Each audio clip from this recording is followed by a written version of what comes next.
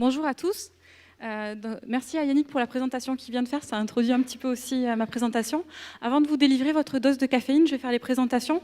Donc moi, je suis ingénieure en nanomatériaux. Me regardez pas comme ça.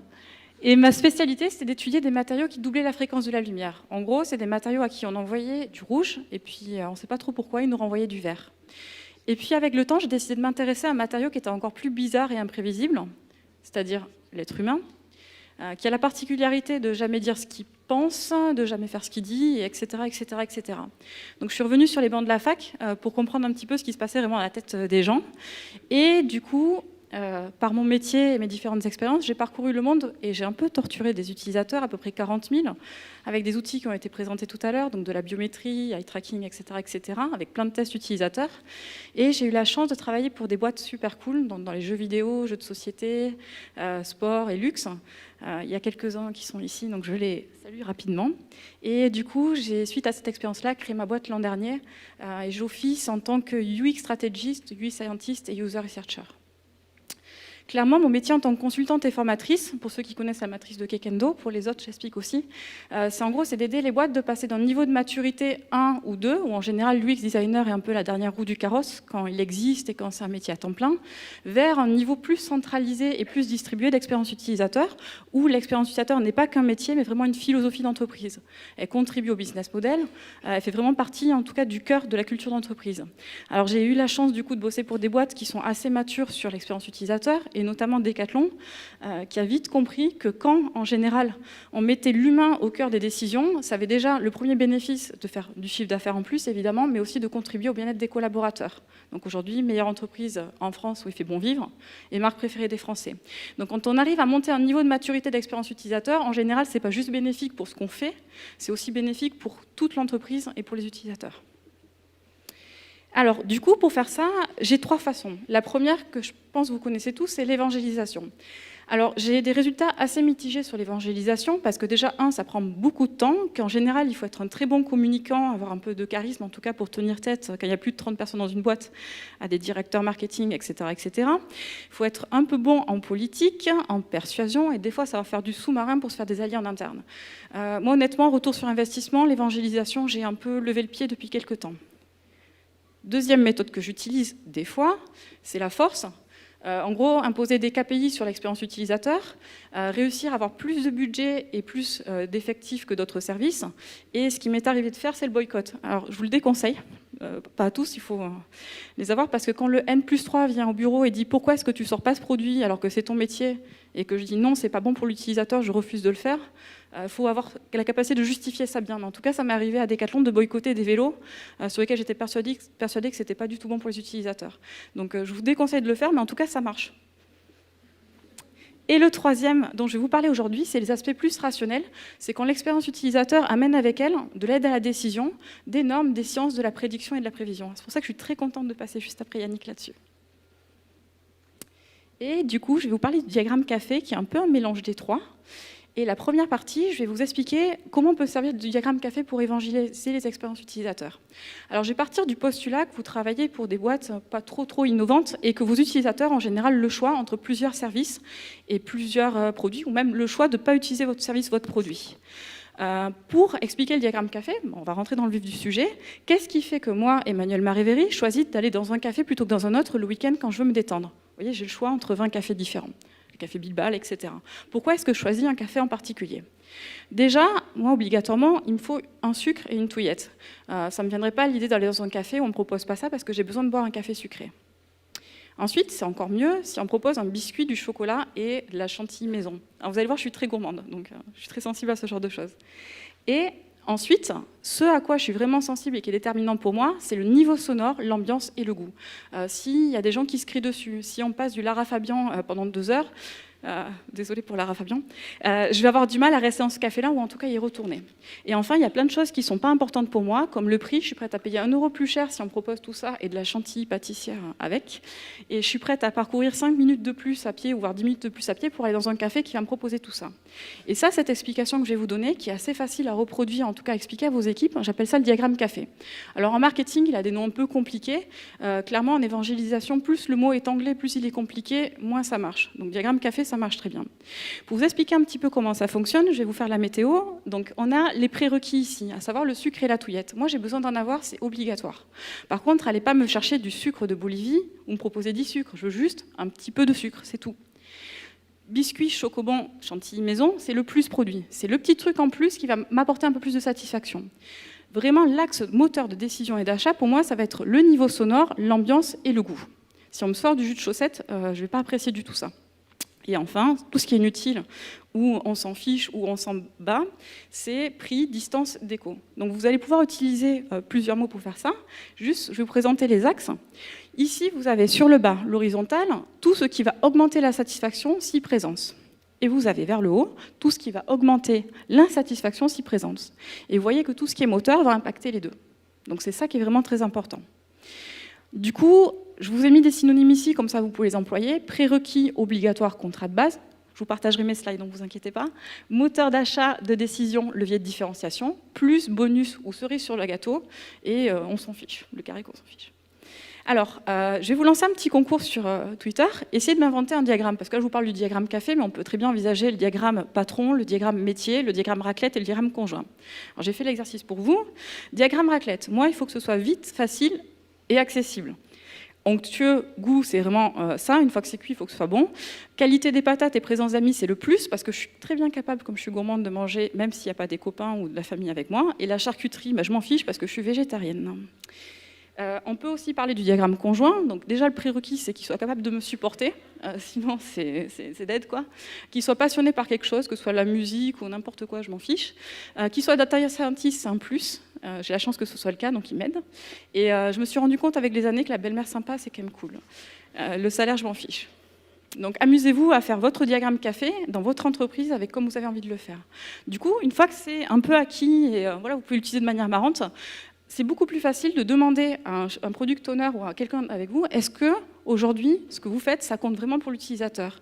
Et moi, j'ai l'habitude de poser la question, est-ce que tu ne serais pas en train de me faire du sucre de Bolivie? Alors ça, une fois par semaine, je le dis à quelqu'un.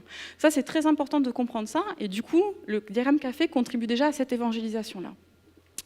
La deuxième étape, c'est comment on s'en sert en expérience utilisateur. Alors chez Asmodée, qui est un des leaders du jeu de société du jeu digital, on a des personas. Et qu'on a eu la chance de devenir des player profiles parce qu'on a fait une étude américaine pour faire des clusters sur tous les personas qu'on pouvait avoir. Mais du coup, on se sert du diagramme café qui est présent dans chacun des personas qu'on peut avoir ici. Donc j'ai pris moi, Manu, bonjour. Je joue pas forcément beaucoup à des jeux vidéo, mais en tout cas, quand je joue à des jeux, je suis très attentive à certains points. Déjà, il faut que ce soit super beau. J'irai jamais jouer à Minecraft parce que je trouve que l'esthétisme du jeu ne me plaît pas. Il faut qu'il me plaise dès la première partie. J'ai pas du temps à perdre pour aller découvrir la profondeur du jeu. L'univers sonore, j'y suis hyper sensible. Ça compte beaucoup pour moi. C'est vraiment ce prérequis. Par contre, le moteur, c'est la sensation d'immersion. J'adore jouer à des jeux en VR, ça me fait triper absolument. J'aime les sensations fortes et j'aime aussi que le jeu développe mes capacités, mes réflexes, etc. Alors si en plus je peux détruire des objets ou des ennemis, j'adore. Et si le jeu est original et que j'ai jamais joué, ça me plaît encore plus. Et inversement, le prix, je suis un peu idiote, mais j'ai acheté la Nintendo Switch pour jouer à Zelda. La tendance ou la durée de jeu, je m'en fiche complètement. Et du coup, ça c'est moi en tant que persona, et on l'a fait sur tous nos joueurs français, américains, etc., pour regarder comment, par persona, on avait des diagrammes café différents. Et ça permet vraiment de concevoir. Une deuxième façon de l'utiliser, c'est sur les tests utilisateurs et les études. Alors, j'ai adoré que Yannick parle de métrologie, parce que moi, si idéalement, je peux faire des tests normés, protocolés, métrologie, avec un peu de biométrie, c'est mieux. Mais en tout cas, si on ne peut pas le faire, on se rend compte souvent que les utilisateurs vont nous remonter ce qu'ils perçoivent, ok, attention, ce dont ils se rendent compte et ce sur quoi ils se sentent pertinents d'émettre un jugement. Donc sur les chaussures de fitness, c'était un peu compliqué parce que l'adhérence est difficile à juger et même quand on ne savait pas si ça adhérait ou pas, les utilisateurs n'osaient pas nous le dire. Donc du coup, le fait d'utiliser un diagramme café pour dire mais montrez-moi là-dessus, c'est quoi le prérequis, c'est quoi le plus, c'est quoi ce qui est inutile, donc on l'a fait pour Picard par exemple, c'est un faux exemple que j'ai reproduit. Du coup, on voyait que l'utilisateur, il nous disait pas juste j'aime, j'aime pas ou c'est plus important que, il nous disait ce qui était vraiment le moteur, le prérequis, le plus et ce qui comptait pas pour lui. Donc ça peut servir aussi au test utilisateur.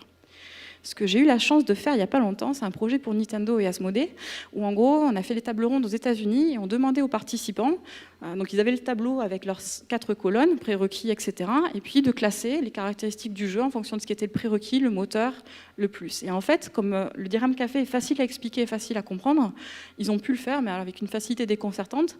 Et en 1 heure, on a vraiment réussi à construire le jeu idéal sur la Nintendo Switch. Donc ça, c'était quand même assez canon. J'utilise aussi beaucoup dans tous les scénarios projectifs. Donc dès qu'on doit confronter un utilisateur à imaginer le t-shirt connecté qui vous permettrait de mieux faire du sport, c'est hyper compliqué pour un utilisateur de dire j'aime pas, je crois ou je crois pas au concept. Par contre, lui dire bah ça c'est le contrat de base, le prérequis du produit, ça c'est le plus, ça c'est le moteur, il va y arriver sans aucune difficulté. Et enfin, un dernier usage, et il y en a d'autres et j'ai malheureusement pas le temps de tous en parler, c'est par exemple sur Just Dance, on l'a utilisé pour classer les user stories. On a généré, je crois, 400 user stories possibles et on a demandé à un groupe d'utilisateurs experts de venir nous dire est-ce que c'est un moteur, est-ce que c'est un plus, est-ce que c'est une fonction inutile, etc. Donc vous voyez, on peut vraiment l'utiliser de plein de façons différentes. Donc maintenant, je vais parler un peu plus science en vous disant comment est-ce qu'en plus... Alors déjà, si les 2 premières étapes sont faites, c'est déjà super, et en général, ça marche bien et ça permet de mûrir en expérience utilisateur. Mais si on peut aller un peu plus loin, c'est encore mieux. Alors déjà, il faut faire attention à quelque chose. Moi, quand je vous dis que je veux du sucre, j'ai ma perception de sucre. Moi, clairement, il me faut un petit sucre comme ça, parce que je le fais fondre sous ma langue quand je bois mon café. Si vous me sortez du faux sucre ou du sucre roux ou du sucre en poudre, je vais être un peu blasée. Donc du coup, je vous invite toujours à vraiment faire attention au vocabulaire du client. À Decathlon, on a fait souvent l'erreur de croire que quand un client nous disait que le produit n'était pas confortable, ça voulait dire qu'il était inconfortable. Pas confortable, des fois, c'est pas doux. Et inconfortable, c'est qu'il procure de la gêne. C'est pas du tout la même définition. Donc les mots que vous mettez dans le diagramme café sont importants. Deuxième point, il faut vraiment avoir la bonne granularité. J'insiste beaucoup là-dessus. Si vous mettez juste confort ou juste facilité, je ne sais pas ce que vous allez faire de votre diagramme parce qu'il y a plein de façons de confort, de facilité. Sur la complexité du jeu vidéo, on a dénombré à peu près une quarantaine d'items qui définissaient ce que c'était la complexité. Sur le sport, par exemple, le confort, on l'a décomposé en 4 sujets. Donc, qu'est-ce qui fait qu'un t-shirt est confortable ? 1, liberté de mouvement, ma capacité à bouger sans être gêné. 2, la douceur du textile. Si le contact avec ma peau est confortable, ça contribue forcément au confort. L'absence de gêne, d'étiquettes qui grattent ou de trucs qui grattent, c'est encore mieux. Et que ce soit facile à mettre et à enlever contribue aussi sur la perception du confort parce que ça amorce des sentiments positifs. Alors, cerise sur le gâteau, et je vais terminer par ça, le diagramme café, on peut aussi le construire de manière statistique et scientifique, où là, on a eu la chance, d'où l'intérêt d'avoir un mari data scientist, mais des logiciels comme SPSS vont pouvoir vous aider à réaliser ça. Sur une chaussure de fitness, notamment, on a eu l'occasion de tester sur plein de monde, et le diagramme café s'est construit tout seul. En gros, pour vous expliquer un petit peu comment on l'a fait, le résultat, plutôt que ça a donné, on voit en rouge tout ce qui est fonction prérequis. Donc en gros, sur une chaussure de fitness, sur tous nos utilisateurs français, chinois, etc., la légèreté, la souplesse, la stabilité et le maintien sont des fonctions prérequis. Tout ce qui est dans la diagonale, amorti, durabilité, sont des fonctions moteurs de différenciation. C'est ce qui fait qu'on choisit une chaussure et pas une autre. Tout ce qui est ici, vers le bas, c'est vraiment le plus. Facilité de rotation, adhérence, dynamisme, respirabilité. Et enfin, on s'en fiche complètement, des fois, de la facilité d'entretien, donc le fait de pouvoir laver une chaussure, et de l'esthétisme. Les gens veulent juste des chaussures noires. Et du coup, le diagramme café, en plus, il permet, quand il est bien construit, de savoir si l'utilisateur est aujourd'hui content de chacun de ces points. Quand la bulle est grosse, c'est que l'utilisateur est super content. Quand la bulle est petite, et du coup, pas du tout content. Alors, qu'est-ce qui se passe sur ce graphique qu'on peut observer ? C'est que la chaussure, elle est méga légère. Donc, les utilisateurs sont méga légers. Mais c'est un prérequis. Est-ce qu'il vaudrait mieux pas faire une sensation d'amorti plus forte, qui est un moteur ? Et du coup, on sait en plus, en psycho, que plus une chaussure paraît légère, moins ça donne l'impression d'avoir d'amorti. Donc, on a, par exemple, sur cette chaussure-là, dégradé la légèreté pour mettre plus d'amorti sur la chaussure. Donc, voilà à quoi ça peut servir concrètement d'un point de vue utilisation quotidienne de l'expérience utilisateur. Pour conclure, parce que j'ai plus le temps d'en parler, je vous invite à vraiment l'utiliser au quotidien parce qu'honnêtement, ça marche, c'est facile à comprendre et facile à expliquer, facile à s'approprier et on peut s'en servir tout au long de nos méthodes d'expérience utilisateur. Donc voilà un petit peu, et je vous invite du coup, si vous voulez en savoir plus, à faire de la lecture un petit peu psycho, etc. là-dessus. Je vous partagerai tout ça sur le blog et sur Twitter dans quelques minutes. Donc voilà, je vais laisser la place aux questions et éviter de manger trop sucré. Merci Emmanuel. J'ai enfin compris ce que c'était. C'est pas compliqué. Bon, super présentation. Pareil, on va faire 2 questions assez rapides. Allez-y. Alors, agitez bien les bras parce qu'on ne vous voit pas beaucoup, nous d'ici. Ouais, il y a la lumière. Là-bas, il y en a. Alors, on a un petit bras qui s'agite là-bas.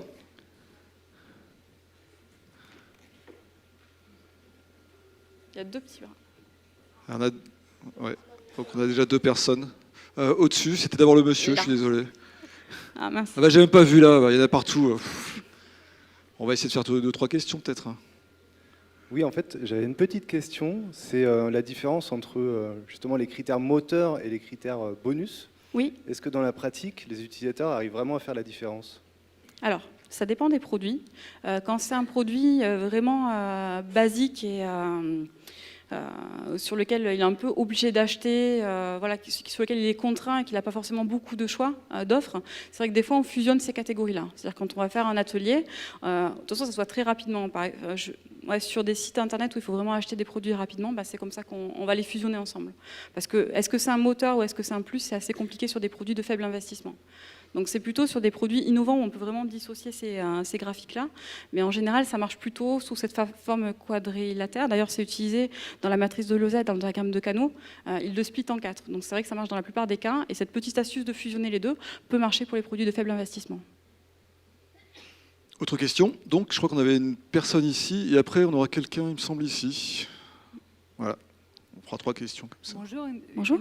Question rapide. La catégorie inutile, comment est-ce qu'elle apparaît dans le discours d'utilisateur? Est-ce que vous posez la question sur les caractéristiques qui ne sont pas utiles ou importantes pour l'utilisateur? Comment ça se passe? Alors, ça dépend de la méthodologie que je vais utiliser, mais si je fais une table ronde où je soumets des fonctions à mon utilisateur, c'est lui qui va me dire si c'est inutile ou pas. Donc là, c'est lui qui va le catégoriser. Sur un test utilisateur, des fois, il faut aller creuser. Tiens, vous ne nous avez pas parlé de ça, mais du coup, placez-le dans le diagramme café. Pourquoi vous ne nous avez pas parlé? Parce que du coup, sur un test utilisateur, je fais souvent ça en 2 étapes. Une première étape très protocolée, une deuxième étape d'interview. Et ce que je m'attendais qu'il soit dit et prononcé, quand on a fait l'analyse fonctionnelle et tous les trucs qu'il peut nous dire, on vient, tiens, il a oublié de nous parler de ça. Ah, mais parce que c'était évident, c'est un prérequis. Ah non, c'est parce que j'ai oublié. Donc voilà, on le fait de cette façon-là souvent. Merci. Ok, 3e question. Bonjour, merci beaucoup, j'ai trouvé ça passionnant et vraiment très, très intéressant. Par contre, j'essaye de voir comment je peux peut-être le mettre en pratique dès demain. Ouais. Au début, tu as commencé par la matrice de Kikendo où justement tu disais qu'il y avait une certaine maturité. Et est-ce que cette méthode, tu penses qu'elle peut fonctionner depuis une maturité très limitée? Et est-ce que tu as des recommandations sur des clients avec lesquels ça va plus marcher que d'autres ou des profils sur lesquels ça va peut-être plus marcher? Je vais essayer parce qu'il y a plusieurs questions en une, donc je vais essayer de répondre d'abord dans la première. Sur quel client ça peut marcher? En fait, l'avantage du diagramme café, c'est qu'il est tellement simple à expliquer qu'on peut en parler à tout le monde. On peut en parler à un utilisateur, à quelqu'un qui ne connaît pas, à un start-upper qui vient juste de commencer. Donc moi, c'est vrai que c'est une méthode que j'ai plutôt utilisée dans des start-up, dans des petites PME, parce que c'est très facile à comprendre. Sur d'autres marques un peu plus matures sur l'expérience utilisateur, j'utilise quand même, mais on peut utiliser le mot diagramme on va vraiment utiliser plutôt le mot technique et la construction statistique.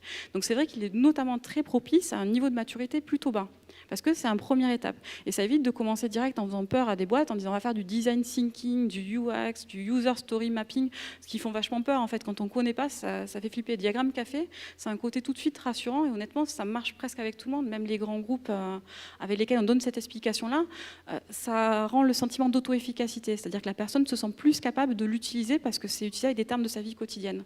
Donc moi, j'ai jamais eu de cas où ça n'a pas marché avec une entreprise.